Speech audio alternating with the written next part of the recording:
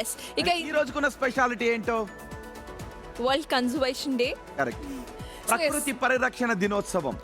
భూమిపై సహజ వనరులను అంటే నీరు, గాలి, అడవులు, ఖనిజాలు, వన్యప్రాణులు మొదలైన వాటన్నిటిని కూడా కాపాడుకోవడం, పర్యావరణ సమతుల్యతను, బయోడైవర్సిటీని కాపాడుకోవడం దీని యొక్క ముఖ్య ఉద్దేశం. ఎందుకంటే వాటిని కాపాడితేనే కదా మనం భూమి పైన Exactly. ఆరోగ్యంగా జీవించగలుగుతాం.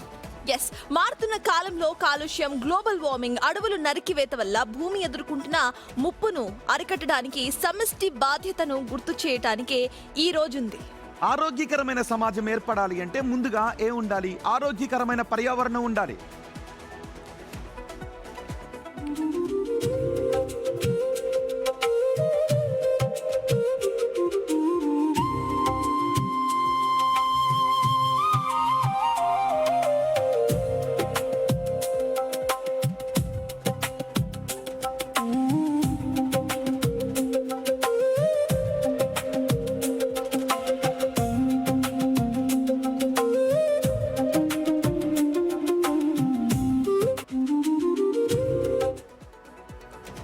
ఎస్, ఈ రోజు పర్యావరణ సంరక్షణ దినోత్సవం. దీని గురించి మాట్లాడడానికి మనతో పాటు మా రిపోర్టర్స్ లైవ్ లో అవైలబుల్ గా ఉన్నారు. హైదరాబాద్ నుంచి సుచిత, వరంగల్ నుంచి వేణు మనకు అందుబాటులో ఉన్నారు.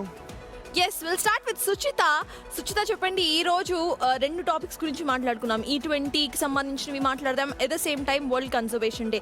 సో మీరు వరల్డ్ కన్జర్వేషన్ డే ఈ రోజు కాబట్టి అంటే ఎలాంటి ఐడియా మీ మధ్యలో ఉంది సుచిత కన్జర్వేషన్కి? సత్తాస్, good morning. First of all, నిజంగా అసలు ఎవరికి నచ్చదు నేచర్ అంటే. వరల్డ్ నేచర్ కన్జర్వేషన్ డే అంటే ఫస్ట్ థింగ్ సుజిత నేచర్ అంటే నచ్చుద్ది, కానీ కాపాడటానికి మీరు ఇవి రూల్స్ ఫాలో అవ్వండి అంటే అవి నచ్చవు. నిజానికి ఏమంటాం, ఇలా ఎక్కడంటే అక్కడ తగలబెట్టేస్తుంటుంటారు, పెద్ద పెద్ద మంటలు వేస్తుంటుంటారు. ఇది పర్యావరణానికి హానికరం చేయొద్దు అంటే ఎవరికి నచ్చదు. కానీ ప్రకృతి బాగుండాలని కోరుకుంటారు. పర్యావరణానికి హాని కలిగించే పనులు చేయొద్దంటే నచ్చవు. మనం ఏసీలు వాడాలి, వచ్చే వాహనాలు వాడాలి.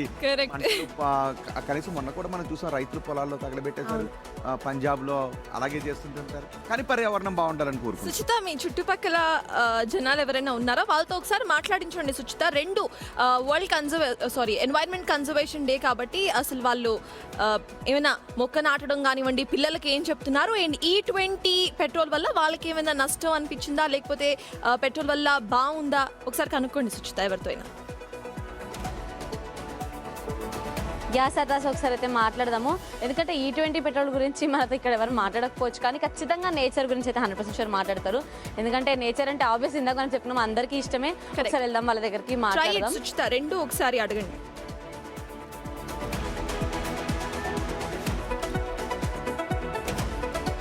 వాళ్ళు చాలా సిగ్గుపడుతున్నారు మాట్లాడడానికి.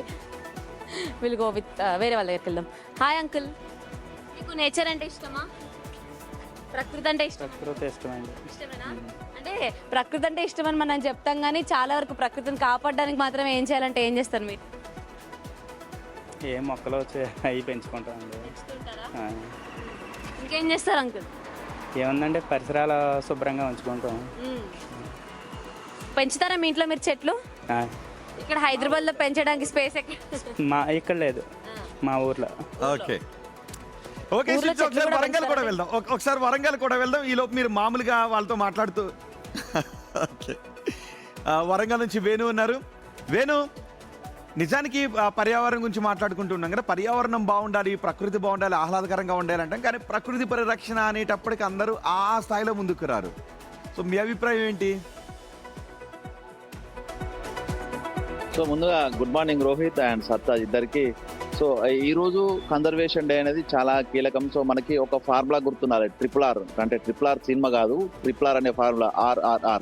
ఒకటి రెడ్యూస్, రీయూజ్, రీసైకిల్. అంటే మనము పర్యావరణానికి నష్టం చేసేటువంటి ఏ పదార్థాన్ని కూడా సాధ్యమైతే తక్కువగా వాడుకునేందుకు ప్రయత్నం చేయాలి.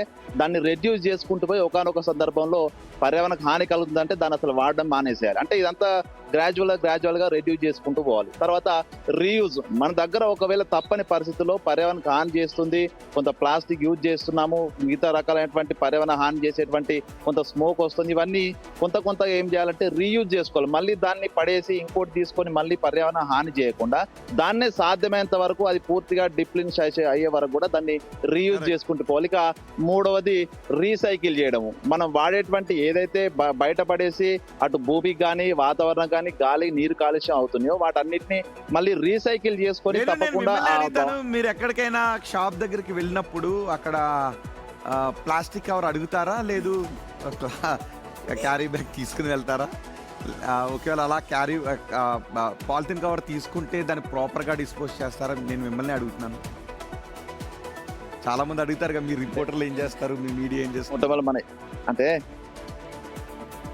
ఏ సామాగ్రి అడిగినా కూడా ఫస్ట్ వాళ్ళు ప్లాస్టిక్ కవర్ ఇచ్చి ప్లాస్టిక్ కవర్ లో వేసి మనకి ఇచ్చే ప్రయత్నం చేస్తారు. అయితే మనం బ్యాగ్ క్యారీ చేయడం అనేది కూడా ఒకప్పుడు తీసుకెళ్లేది, గతం లోపల గోనె సంచులు తీసుకెళ్లేది, అవన్నీ పర్యావరణ హాని చేయకపోతుంది. కానీ ప్రస్తుతం మనకు ఒక ప్యాషన్ అయిపోయింది, కలర్ కవర్లు, అందులో ప్రింట్ ఉండాలి, దాంట్లో డిజైన్స్ ఉండాలి, ఇవి మనకంతా ఒక స్టైల్ గా మారిపోయింది. కాబట్టి షాప్ వాళ్ళు కూడా సేమ్ అదే మంచి కలర్లు అట్రాక్ట్ అయ్యే కవర్లు ఇవ్వడానికి వాళ్ళు కూడా రెడీ అవుతుంది. సో ఇది సిస్టమ్ కొంత మారాలి. నిజంగా ఇదంతా తిరిగి మళ్ళీ మనకే హాని చేస్తుంది అని ఆ వరుసను మనం ఆలోచిస్తాం.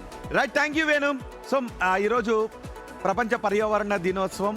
పర్యావరణం ఒక్క రోజుతో పర్యావరణం బాగోవాలని కోరుకోవడం కాదు, ఈ రోజు నుండి, అంటే ఇది ఒక ఎక్నాలెడ్జ్మెంట్ డే, ప్రతి ఒక్కరు గుర్తు చేయడానికి మాత్రమే. సో ఈ రోజు నుండి ఈ ఇయర్ మొత్తం నెక్స్ట్ పర్యావరణ దినోత్సవం వరకు మనం ఎలా ఉండబోతున్నాం, ప్లాస్టిక్ నివారించడం కానివ్వండి, మొక్కలను నాటడం కానివ్వండి, లేకపోతే ఇంకేమైనా మనకు తోచినంత మనం పర్యావరణానికి చేస్తూ ఉంటే ఖచ్చితంగా ఫ్యూచర్ జనరేషన్స్ మనం బాగుంటాం, మనం ప్రశాంతంగా ఉంటాం, భవిష్యత్ తరాలు కూడా బాగుంటాయి.